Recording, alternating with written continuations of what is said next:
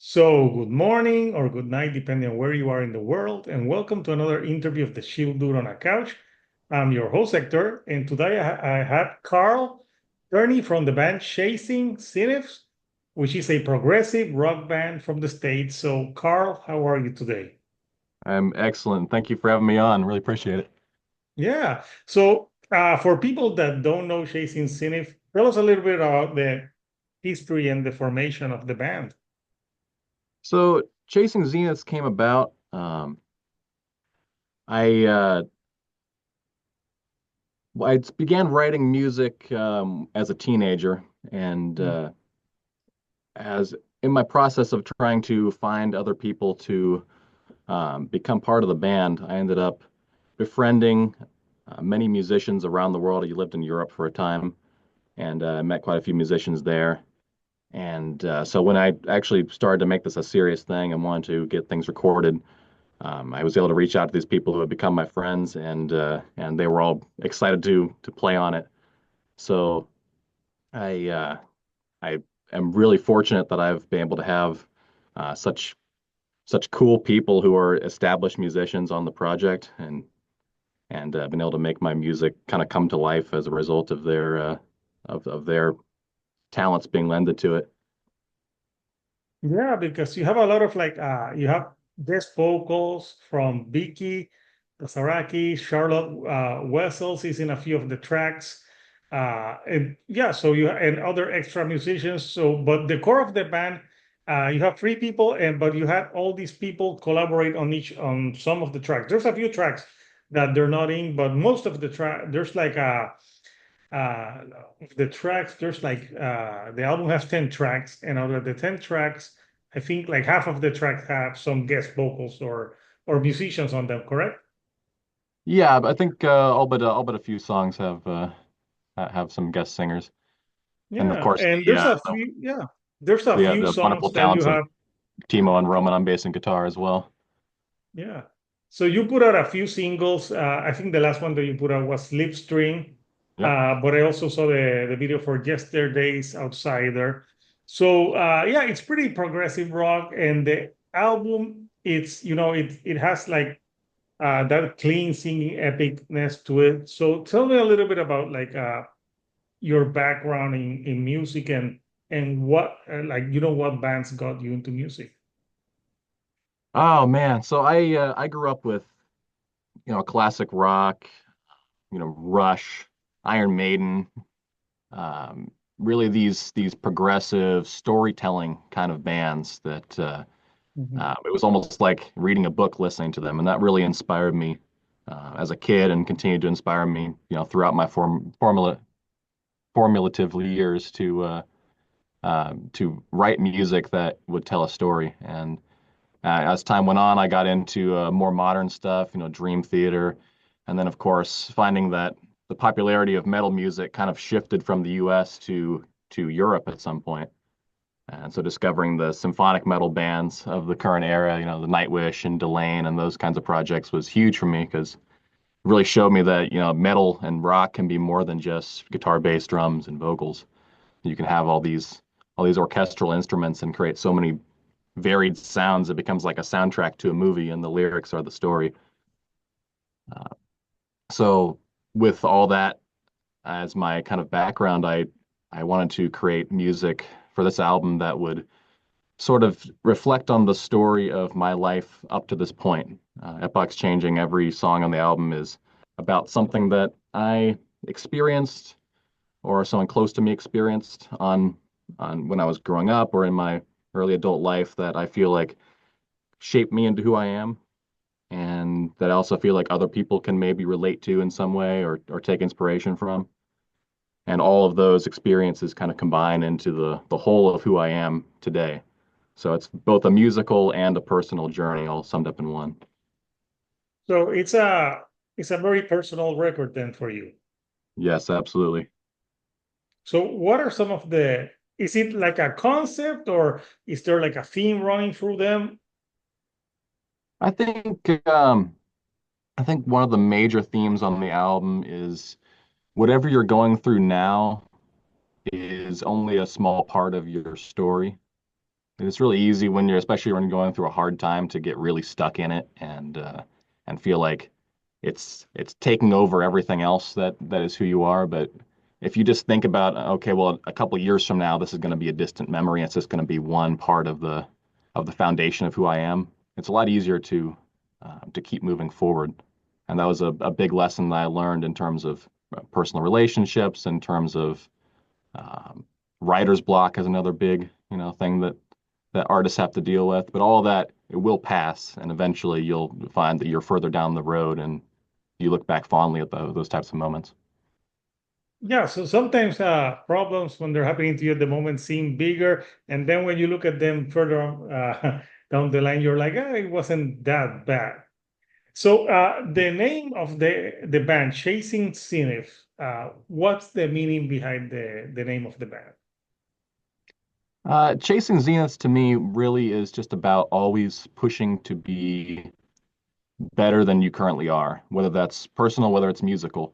I think if you ever say, okay, well, that's the best work I'm going to do, you failed at that point. I think everyone should always be trying to attain a better version of themselves. And it's about that journey of trying to reach it, that chase. That's where life is really found. That's where art is really found. And so it's kind of a constant reminder to me to always be pushing and always be, you know, trying to do the next harder thing. Okay, yeah, makes sense.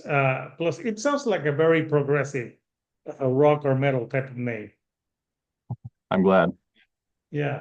So what's your process when you were working on this album and the lyric writing? Did you have like did you always knew that you wanted to write about like did you have the idea that you want to write about things that happened to you that shaped you as a human being?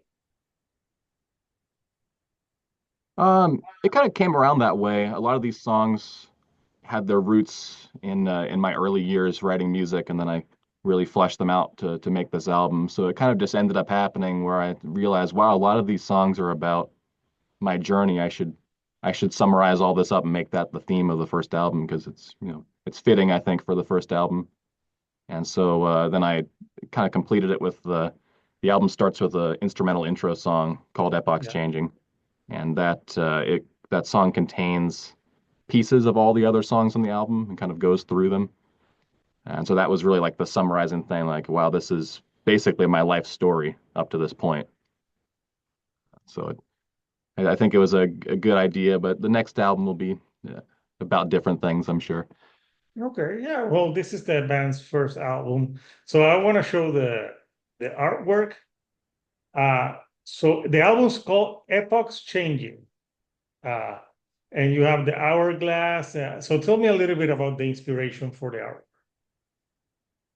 Well, I wanted to represent kind of what I was saying a moment ago about the moment you're in now, as difficult as it may be, is not going to it's not going to crush you, and it's going to end up being a strength later. So the top part of the hourglass, you see the hand sinking into the sand, just getting buried under the Mhm. stress. There's lightning above. It's really tumultuous. It's just chaotic and it's awful to be in. But over time, with the hourglass symbology, things filter down. Then all of a sudden, that same sand that was burying you before is now forming the mountain that you're standing on. As you're looking out into the horizon, everything's peaceful. It's just another part of the rock that you're on now. And I think that really sums up the album as one part of a journey. The whole journey adds up to the current point of your path. And musically, the album sounds very uplifting. And, with the vocals and the way that the harmonies are structured. Uh, but also the having the guest female vocals really add some layers into that. So now when you're going to play live, what are you gonna do with those parts with the female vocals? I'm not sure yet. Live playing is something that I really want to do at some point with this project. We haven't Mhm. made plans for a tour or anything like that yet. As you said, it's difficult to logistically do it because there's so many guest vocalists. So it'd probably end up having to be finding one singer who can kind of cover multiple singers, unless I could get an Arion type situation where I can actually get everybody on the stage at once, which would be incredible. But at the moment, we're just focusing on getting the music out there. I'm already starting to work on writing the second album, but hopefully in the future we'll be able to at least play some shows, if not do some full tours, because I would love to hear this music played all at once, uh, and Okay, love to so get you're the currently fans. working on new music. Are you taking the music in a different direction? What can we expect for the current music that you're working on? Well, part of my, the chasing zenith thing for me of always reaching things is I never want to do the exact same type of song twice. And Hmm. a lot of times that means incorporating new instruments, incorporating new styles. The first album has a lot of different genres and uh, and ideas represented on it. So I'm trying to continue pushing into new domains with the new music. Um, there will be plenty more prog and weird time signatures and that kind of thing. There might be a little bit of jazz potentially, which is a genre I've been really getting into lately. Oh, really? Which one in particular? Which jazz like Yeah, like, is there an album particular that you or artist? I've been really liking like some of the jazz fusion stuff and like Okay. instrumental jazz like Snarky Puppy is really good or Shobe. Oh, I've listened to Turkey Puppy. Yeah. Yeah, it just jams so hard, and it's got so many unique musical ideas that I'm not hearing in other genres at the moment. So it's I've been inspired by that. Okay. And I know you worked a lot on the production of this album. Uh, you it's very you're very hands-on in the process. Uh, what was for you like working on this and producing and composing? Like, what was the hardest part for you on this debut record? Well, it's been a journey because originally I was just going to write guitar and vocals was all I was going to do when I was very Mhm. early thinking about doing music, and that turned into writing all the instruments, performing vocals on most of the songs, writing all the lyrics, and then of course, like you're saying, producing and editing and all that kind of stuff. It was definitely one of those. Okay, this next task has fallen. This is the next thing that has to get done. Do I find someone else to do it and hire someone, or do I learn to do it myself? And I was always of the opinion like, well, let me try to learn it myself and see what happens. If I can't do a good job, I'll find someone else to do it. And so that led me to all these different parts of the process that I never thought I would interact with. And I had some really good mentors along the way helping me and Mhm. giving me feedback and stuff like that. So that was a huge help. But I think as far as the hardest, um, probably the anything to do with drums is always very difficult to from a production and an engineering standpoint. Um, I worked with an audio engineer, Tom Mueller from Flatliner Studio in Germany for mixing the album, and the whole mixing process was very difficult because we were doing it over the distance. So he would do a Yeah, mix and then send it I'm back guessing to you me. started working this. How long were you started working on this debut record? Working on it seriously, I'd say it was probably a couple years. Like I said, some of these songs I was writing, years before that, but actually really seriously trying to make it a reality. It's been the last, yeah, probably 2 years. Okay, so yeah, it's being a process. Do you have a favorite track right now from that album, or like a one that means the most to you? Ah, it's like picking your favorite child, it changes for me on a daily basis, which one's my Mhm. favorite. I think I'm probably the most proud of the instrumental song, just because despite it being like 3 minutes long, it took like 5 times longer to write than any of the others because there's so much density to it because it has all the different songs in it. So that's probably the one I look back on as like, okay, that was the hardest thing. That was the one I'm really glad actually I was able to create. But I really love all my songs, and I I never would want to write songs that I didn't like. So that's kind of a But mantra. that's a good thing. And you have epic long songs here, like Midnight Roses is pretty long, 10 minutes, and the closings of Pathfinder. So you know how to have that epic tracks, longer tracks in the mix. So Love long songs. Yeah. yeah, well, that's progressive metal for you. So this album for people that want to get it is going to be out physically November 22nd. Is it gonna be digital form or is it gonna be also in? Do you have some not digital, but some merchandise CDs or Yeah. uh, We'll probably this week we'll be making the official announcement. But yeah, we will be selling CDs as well. I'll be signing them for an extra little, uh, little value.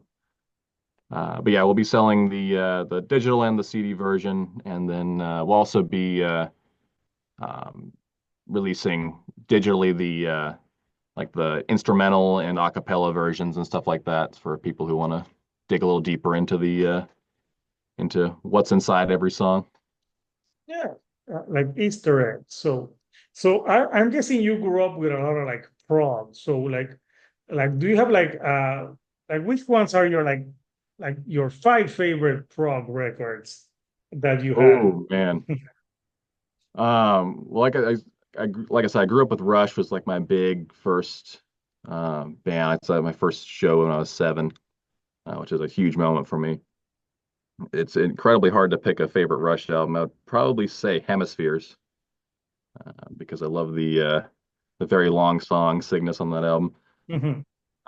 Dream Theater is another big one. I would probably go Images and Words. Um, Just as long as you didn't pick the astonishing. yeah, I saw the show The Astonishing, and it was a great show. Um, I I always enjoy what Dream Theater puts out, but I'm a sucker for the older albums for sure. Yeah. Are you excited that Portnoy is back in the band? There's a lot of drama and stuff, and people arguing who's the better drummer. I'm in a very fortunate position where I'm like I love both of their drumming Both styles. for I think good. they're Yeah. incredible. So Yeah. it doesn't really matter to me who's drumming for Dream Theater. I think they both made incredible music. So I'm like, okay, well, I'm interested to see what Mangini will do next now that he's free and clear to navigate. And of course, interested to see what Portnoy will bring back to the band too. Yeah. So Image and Word. So other albums that you like. I think we have like 3 albums. Oh yeah. Right.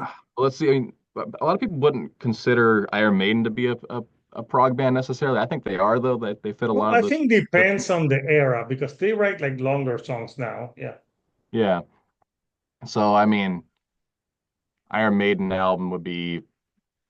I mean, Power Slave was an incredible one, or Somewhere in Time. It's hard to choose. I like the whole original era was just incredible with Bruce. Let's see. Making you Uh, think.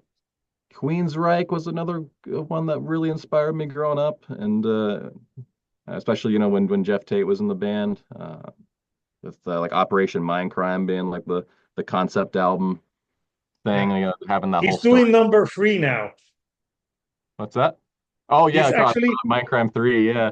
and I'm going to send him a cease and desist letter. I'm like, please don't do it.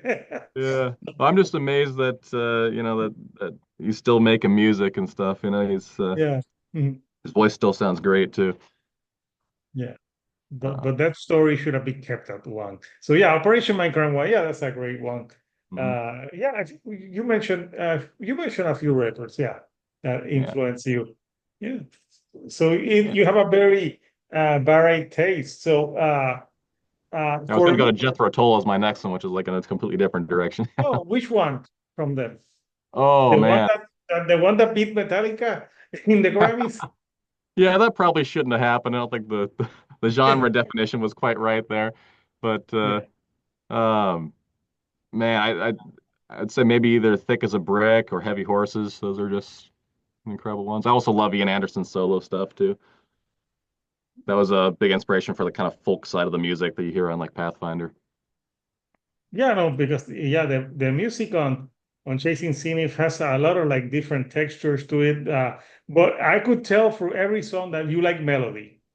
Uh, you like melody on songs. That was like a constant theme for the album. I think I really like Yesterday's Outsider. I thought that was a great track, and that's a track that has no guest vocals, so it's all you guys. So I like it because like it's the bare essence of the band.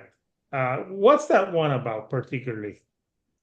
Well, so naturally in any band about a young man's life, you're gonna have to have at Mhm. least one breakup song.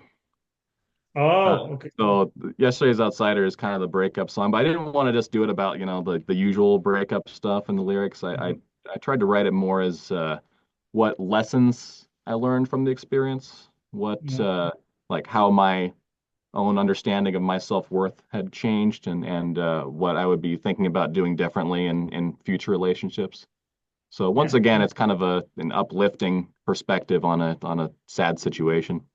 yeah. And the good thing is not every rose has its thorns, so no strippers were involved.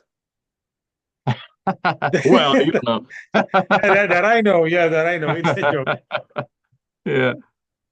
No, but like you were saying, yeah, being a song with no guest vocalists, I thought it was a good choice for the big music video for us to do too, because it was Mhm. just like, okay, this is the band at the core.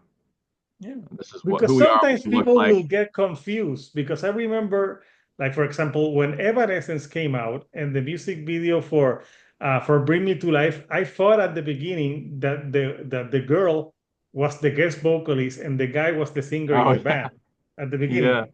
Yeah. And then I'm yeah. And like, that's the only no, song no. he's on, I think, right? Yes, and then I'm like, no, I don't know why I thought that because I don't know. I thought maybe she was the guest vocalist, but then I'm like, oh no, he's the guest vocalist. So, but I think yeah, it's a breakup song, but yeah, everyone has to write. You couldn't tell. That could be like you got to go into the lyrics for that one. So, so I didn't want to make where it can too obvious. people? Yeah, where can people pre-order the record, man? Currently on Bandcamp. The link to it is on all the socials for the band and on the website as well. Yeah, I'll post the link for Yeah. people who want to Awesome, pre-order thanks. that. So yeah, so obviously, what's next for the band? You're working on more music, and hopefully, sometime in the future, you would like to tour. But for now, this is a studio. You're doing the music, but for now, no shows or anything like that at the moment.